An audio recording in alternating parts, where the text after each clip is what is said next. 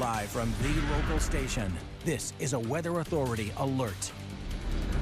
Right now at noon, here's a live look at the national temperature map. Florida is out of the green, and brace yourself for the freeze in Florida. The rest of the nation's dealing with snow and very frigid temperatures. We're watching how far below zero the temps will be plunging. And here's a live look at New York right now. Temperatures will drop into the teens. Freezing rains expected this afternoon, which will turn to snow. A little further south on Interstate 95, gray skies loom over the nation's capital and the Washington Monument. Freezing rain is moving into that area as temperatures are dropping from the 40s into the 30s. And locally, we saw a brief shower downtown outside the courthouse this morning. A combination of rain and cold made for a mess. Cloudy conditions are in the area. The Weather Authority has declared today a Weather Authority alert day. We'll have extended coverage of the cold weather that's moving into our area, including hourly cut-ins. Meteorologist Richard Nunn is standing by with a first look at our weather forecast. Rich. And that Weather Authority alert day officially starts right now, Bruce, at the lunch hour. What you're looking at are some of the temperatures left over from 11 o'clock, so we'll wait to see what happens here in just a couple of minutes when that 12 o'clock update comes through. Those numbers will continue down into the freeze point by, for us, as early as about 9 o'clock tonight. We'll have more of that hour-by-hour forecast, as well as the warnings coming up in about 10 minutes. Of course, the weather around the country is having a big impact on flights. Here's a live look at JIA's Flight Stats webpage. Right now, there are 3 flights to D.C. canceled. As usual, make sure you check on your status before you leave for the airport. Well, as the cold weather sets in, you'll want to make sure you've prepared more than just yourself. The 3 Ps is a way to remember: your pets, your pipes, and your plants. JEA says insulation is key, especially for saving money in the long run. Hardware store employees recommend spray foams get the job done quickly. This is just to fill up any gap. It could go in doorways, around molding, around pipes, just to fill up any little space. Insulation is also key to protecting your pipes, which are in serious danger of freezing tonight. Remember to detach all those water hoses from the house and drain them before storing. You might also want to drip the faucets. Letting warm water drip overnight from a faucet next to an outside wall will do the trick. Also, open the cabinets under the sink. This will let your pipes steal warmth from the room, especially those next to an outside wall. Well, many people are wondering what to do about their gardens in freezing weather like this. Many Florida plants don't experience extreme cold like we're about to get, but there's a way to keep your plants alive with some proper planning. Channel 4's Erica Rayco has more with advice from expert gardeners. Erica Rayco, Channel 4, the local station. Schools in the Chicago area are closed today as the city braces for what could be the coldest weather it's seen in decades. Temperatures could stay below zero for much of the day, but what makes it even worse is the wind. The National Weather Service says the wind chill in Chicago could get as low as 40 to 50 below. Temperatures like that can be life-threatening. They're urging everyone to stay inside. Look at this amazing video out of Green Bay. The temperatures have turned Lake Michigan into a skating rink. An ice-breaking ship is cutting through the ice. The state's seeing some of the coldest conditions in years. According to the National Weather Service, temperatures dipped as low as minus 16 degrees. As we mentioned at the top of the hour, today is a Weather Authority alert day. We'll have cut-ins at the top of every hour. You can also follow the severe cold on your tablet or iPhone. Just download our Weather Authority mobile app. It's available for Apple and Android devices, and it's free. You can also check the weather anywhere in the country and view live radar. Just search WJXT in the App Store. More local news right now. A motions hearing for the man accused of raping, kidnapping, and murdering Cherish Periwinkle was delayed until Thursday. Attorneys for Donald Smith want to block the prosecution from seeking the death penalty. They also want to exclude victim impact evidence and inflammatory photographs. A bond hearing is scheduled for today for a South Georgia bank director accused of embezzlement. Aubrey Price made his first appearance in federal court last week. He was on the run nearly 2 years on bank fraud charges. Prosecutors say he lost $40 million of investor money before vanishing in 2012. His life on the lam ended Tuesday when 2 Glynn County deputies stopped his truck on Interstate 95. The bond hearing will happen in Savannah. The U.S. Attorney's Office wants Price held without bond. 5 teenagers are being treated for injuries after a car crash in St. Augustine early this morning. Police are looking for a 6th. The St. Johns County Sheriff's Department says it was responding to a call about car burglaries in the Heritage Park area.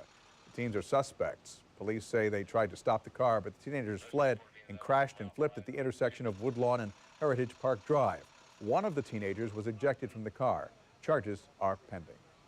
A 31-year-old man was killed last night on the south side after being hit in the head with a baseball bat. Jacksonville Sheriff's Office says Joshua Hines was killed after a verbal dispute escalated. This happened during a small gathering at a home on Santa Fe Street. Police don't currently have anyone in custody, and officials are actively looking for witnesses who may be able to identify a suspect. If you have any information, police urge you to call Crime Stoppers 866-845-TIPS. We're getting a look at the homicide number in Jacksonville for 2013, and the news is not good. According to preliminary numbers published in the Florida Times-Union, the number of homicides is on the rise for the second year in a row. The number jumped to 115 in 2013, 7 more than the year before. It is the highest number since 2008, when 144 were killed. 4 victims were younger than 10, 17 younger than 20 or younger rather. The Jacksonville Sheriff's Office releases the name of the woman who was shot and killed Friday morning at a home on Sunderland Road on the west side. 33-year-old Kendra Nagy was the victim. Her boyfriend, whom JSO has not identified, was hospitalized with life-threatening injuries. Police say so far, no immediate suspect information available.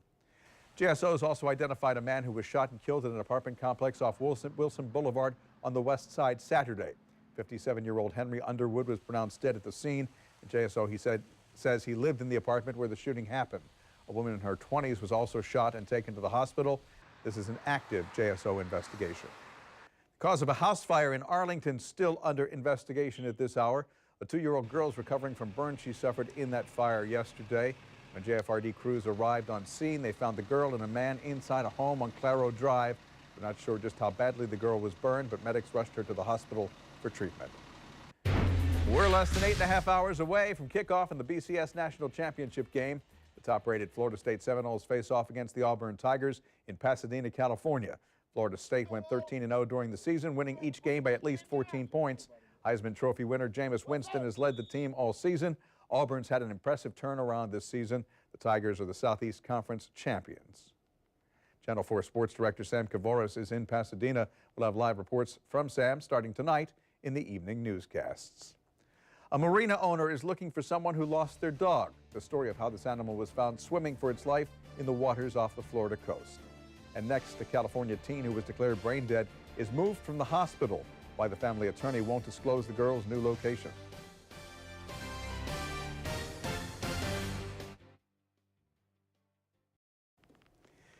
Here's a live look at a wintry day in New York City. We're also in for a bitter cold snap. Remember, we'll have hourly cut-ins during this Weather Authority alert day.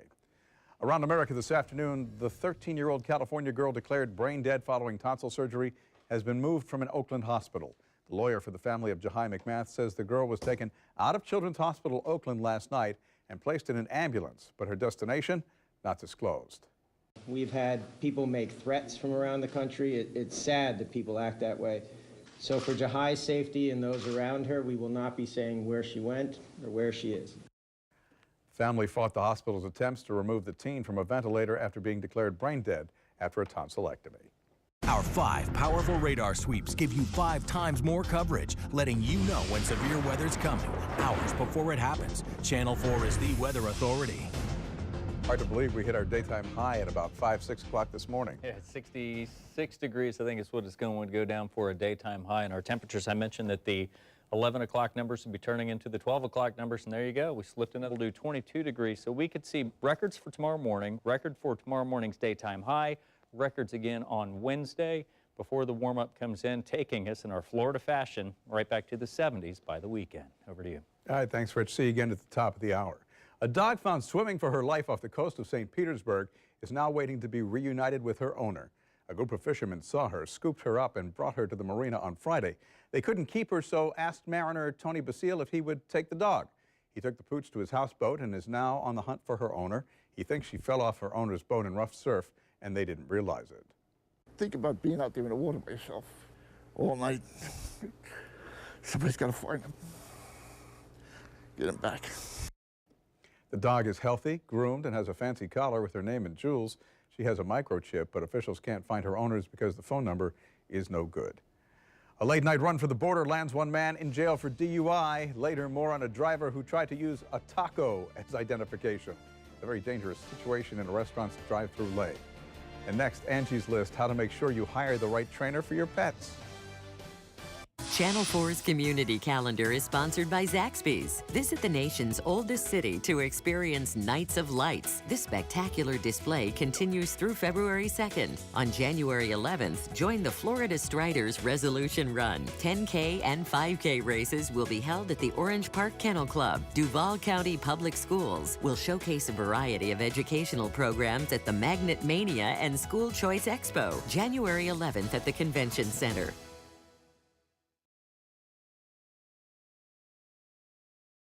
Did you get a new puppy for Christmas? And is he or she a bit much to handle? The Humane Society says up to 8 million pets are abandoned in the U.S. shelters. Many times owners are just too overwhelmed by bad behavior. To avoid having to give your new four-legged friend up, experts say things can get better with a little help from a dog trainer. That's the topic of today's Angie's List. You transition to being the one in charge with your pet. Puppies can enroll in training as soon as they've had their necessary vaccinations. Angie's List says you should consult with your veterinarian before hiring a trainer to rule out a physical cause for behavioral issues. A man arrested for DUI after his car catches fire while sitting in a drive-through lane at a restaurant. Next, what the man tried to show police his ID after being woken up by officers.